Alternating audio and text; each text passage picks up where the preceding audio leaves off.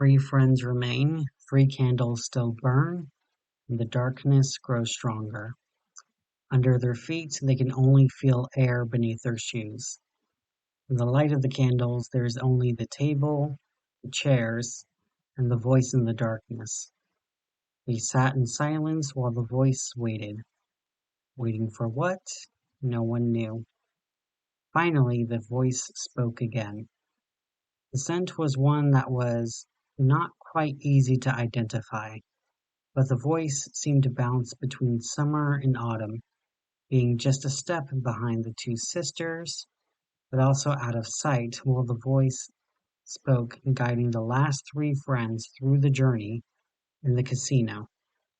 They waited in silence, listening, but the anticipation of the sisters was what filled them the most. They wondered about who was going to be taken next, and their anticipation clouds their judgment from the story that tells them about Vandenberg. The city of Vandenberg was where the event hit the hardest and where most of the enemy lives. As contaminated water from Morris's mine leached into the water supply, it rendered most of the city's population into the enemy. Then the monstrous protectors also arose to protect the people and led them to the countryside. Even after all of this time, there are still people living in Vandenberg. There's two types of people in Vandenberg. Those that serve the overboss of Vandenberg, Mr. Pyre, and those that don't. Mr. Pyre was once the casino manager of the Fair Verona, the largest casino in the city. Now, though, he is the enigmatic and hidden boss of Vandenberg. His men travel through the city looking for supplies and for people to bring back to Fair Verona. It is in the casino that survivors can gamble for additional supplies. However, money is worthless in Vandenberg, so people gamble with chips, supplies, and their own lives. Mr. Pyre has a lot of jobs to do, and he always needs someone to do them for him. If someone has no supplies to gamble with, they can give away a very special pontoon chip. It is gray-colored, and where it once represented 100,000 centi, it is now worth something that is far more valuable. A person's life, their freedom. This chip is given to everyone entering Vandenberg, and it is the one that is most easily lost throughout the city. Someone is always trying to steal their freedom back from someone else. Most of Mr. Pyre's men are people who now owe their entire lives to the overboss of Vandenberg. You can usually tell who does or doesn't owe their lives to Mr. Pyre by the shock collars around their necks. The shock collars allows Mr. Pyre to control his men even when they turn after drinking the water. A lot of Mr. Pyre's men has drank the water to try and escape their fate. They change, but the collars remain, sometimes even merging with their bodies, making these monsters much worse, since they serve Mr. Pyre, and they are not as easily distracted as other members of the enemy. Surely, it must seem easy at this point. All you have to do to stay safe is to keep your chip close to yourself and sneak through the city without getting caught. Except the only way out of the city is to head through the Fair Verona Casino, and the Fair Verona is the last open business in all of the city.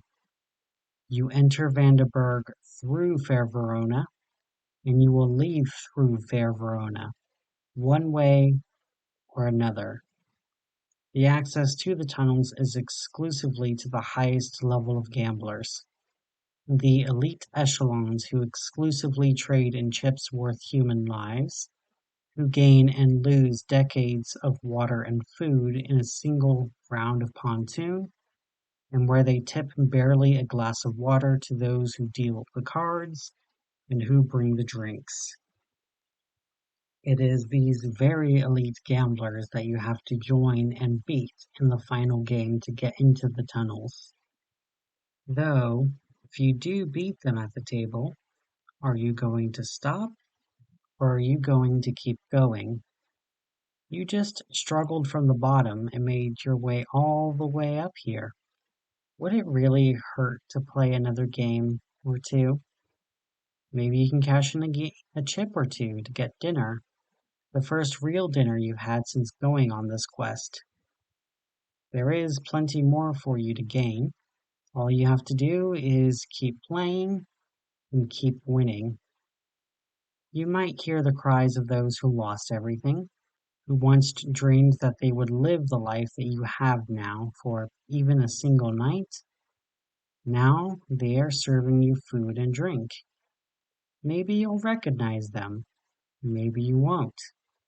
Maybe these people who are serving you drinks will once have been the very same high roller elites that you beat in cards just last night. You might feel something in your heart when you see them cry. You may even feel sympathy, knowing that if the dice rolled just a little differently, or that if the cards were dealt differently, that you would have been the one serving drinks. Don't let sympathy ruin your place in Fair Verona. You honestly think that anyone here who is serving you would have had a moment of sympathy for you if they were the ones who won? And all you have to do to keep your place of comfort and wealth is keep winning. Every night there will be a new up and coming stars who are trying to take your place. You may see other rivals return, but most of these faces will be new, those willing to put everything on the line for the easy life that you have won. And all you have to do is keep winning. After all, when you're the king of the mountain, you're far above everyone else. However, everyone beneath you is trying to pull you down. And if you do fall, you will learn just how far it is to fall from the top. And when you finally hit rock bottom, you may find yourself serving those exact same gamblers that not too long ago you were looking down on. It may be tempting to try and be stoic, but it may be best to play on their humanity and sympathy. You only need one more chip, one more chance, one more shot, and surely you can make your way to the top again, and you can live through the Morris's mines. Unless you decide to see how far your luck can take you again. After all, you were so wise and so careful. Surely you've learned from your mistake last time, and you can live the good life forever this time. How many times have you said that all you need is one shot? And what if Fair Verona is your only shot?